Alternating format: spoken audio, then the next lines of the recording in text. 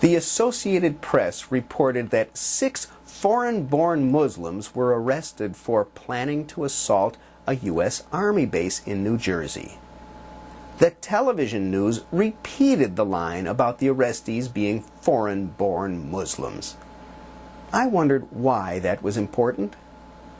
Is it any more of a crime to attack a military base if you are a Muslim than if you are a Christian? I don't think so. If the attack had been carried out, would it matter whether the attackers were born in the U.S. or elsewhere? Not to the victims, certainly. It used to be that news stories routinely told us the race of people who were accused of crimes, even though the race of the accused almost never had anything to do with the crime. Without thinking about it, reporters were reinforcing stereotypes about which races tend to commit crimes more than others. At some point, this sort of reporting stopped for the most part. Now, we only learn about the race of an accused person if that person is at large, and their race will aid in identifying them.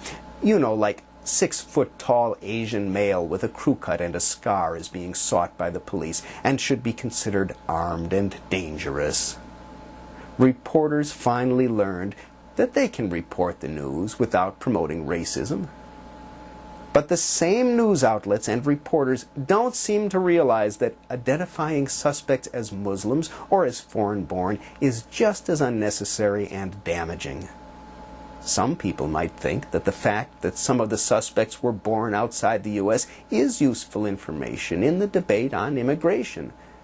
But one of the foreign-born guys was a U.S. citizen, and 2 others were here legally.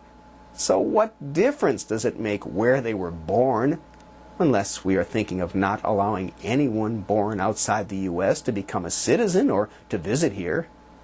I don't think the Great Wall of China was that restrictive. And what is the point of identifying them as Muslims, except to inflame people to think that Muslims are bad and dangerous? Remember the guy a couple of weeks ago who shot up a college campus?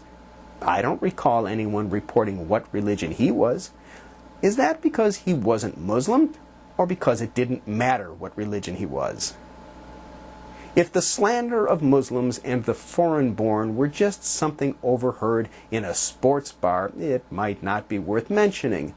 But the Associated Press and the TV stations are supposed to have editors to catch this sort of thing. Somebody isn't doing their job.